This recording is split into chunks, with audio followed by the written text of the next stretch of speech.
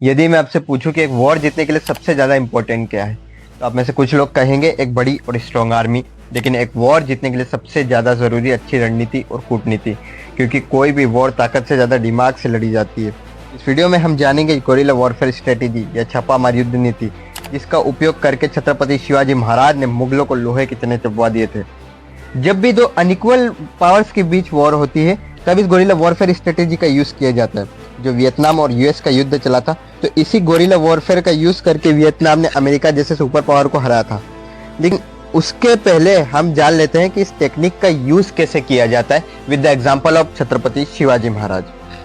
छत्रपति शिवाजी महाराज का बचपन सह्याद्री की दुर्गम पहाड़ियों में बीता, जिससे उन्हें वहां के पहाड़ों और जंगलों के हर रास्ते के बारे में पता था। वो वहां के चप्पे चप्पे से वाकिफ थे और उसी टेरेन का फायदा उन्होंने मुगलों के खिलाफ उठाया। छत्रपति शिवाजी महाराज की गोरिल्ला वॉरफेयर स्ट्रेटेजी में ज्योग्राफी यानी कि सह्याद्री का भूगोल उनकी काफी मदद करता था। एक मैदान में लड़ने वाले सैनिक को अगर आप दुर्गम पहाड़ियों और जंगलों में लड़ने को कहे तो कैसे लड़ पाएगा। बस यही बात छत्रपति शिवाजी महाराज समझ चुके थे। इसे ही उन्होंने अपनी सबसे बड़ी स्ट्रेंथ बना लिया। लेकिन गोरिल्ला वॉरफेयर स्ट्रेटेजी यानी छापामार युद्ध, जिसका मतलब एकदम से हमला कर देना होता है। मुगल सैनिकों की छावनी एक पर्टिकुलर जगह पर है। सारे सैनिक चैन की नींद सो रहे हैं। आधी रात हो चुकी है कि तभी छत्रपति शिवाजी महाराज और उनके मावड़े रात को आते हैं। सैनिक और उनका सरदार मस्त खर्राटे मारकर मीठी नींद सो रहे हैं कि तभी वो देखते हैं कि मराठों ने हमला कर दिया है। पूरी छावनी अस्त व्यस्त। कब कौन किधर से हमला कर रहा है कुछ भी समझ नहीं आ रहा है। किसी को संभालने का कोई मौका नहीं मिल रहा है और पूरी सेना की शक्ति, असला, बारूद सब कुछ खत्म। इन शॉर्ट हम देखें तो दुश्मन को एकदम से डरा देना, उसे पूरी तरह से कमजोर कर देना। वो ठीक इसी तरह छत्रपति शिवाजी महाराज ने कई बार मुगलों की रातों की नींद हराम कर दी। अब छत्रपति शिवाजी महाराज की इसी युद्ध नीति के जरिए कैसे वियतनाम अमेरिका से जीता ये जानते हैं। अमेरिका सुपर पावर कंट्री है, जिसकी आर्मी वर्ल्ड में नंबर 1 है, जिसके पास सबसे ज़्यादा लेटेस्ट वेपन्स है। लेकिन फिर भी वो वियतनाम से नहीं जीत पाता, क्योंकि वियतनामी सोल्जर्स जंगल में छुपकर अमेरिकी सोल्जर्स पर वार करते थे, बिल्कुल गोरिल्ला वॉरफेयर स्ट्रेटेजी की तरह। अमेरिकन कभी समझ ही नहीं पाते थे कि कब किधर से उन पर अटैक हो रहा है।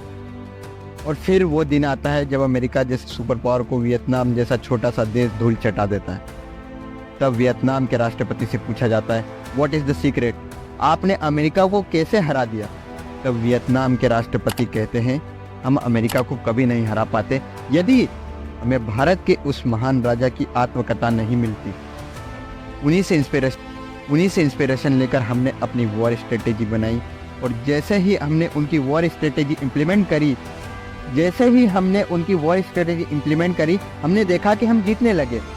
और जब पत्रकार उस राजा का नाम पूछते हैं, तब वह कहते हैं छत्रपति शिवाजी महाराज। लेकिन जरा रुकिए, एक बार वियतनाम की महिला विदेश मंत्री भारत आती है। नॉर्मल जो प्रोटोकॉल होता है उसके अकॉर्डिंग उन्हें लाल किला और गांधी जी की समाधि दिखाने के लिए ले जाते। तब वह पूछती हैं कि छत्रपति शिवाजी महाराज की समाधि कहाँ है। वह समाधि महाराष्ट्र के रायगढ़ में थी। वो जाकर हमारे महान राजा को सम्मानित करना चाहती थी। वह रायगढ़ जाती हैं, छत्रपति शिवाजी महाराज की समाधि के दर्शन करती हैं, बड़ी श्रद्धा से वहाँ से थोड़ी सी मिट्टी लेकर अपने पर्स में रखती हैं और उसे अपने सर पे लगाती हैं। उनसे इसका कारण पूछा जाता है तो वह कहते हैं, ये वीर योद्धाओं की भूमि है जहाँ छत्रपति शिवाजी महाराज जैसे वीर का जन्म हुआ। देखा दोस्तों, विदेशी भी आकर हमारे महान राजा के सामने नतमस्तक हो जाते हैं और स्वर्ग के देवता भी हमारे छत्रपति शिवाजी महाराज की वंदना करते होंगे। आज के एपिसोड के लिए इतना ही।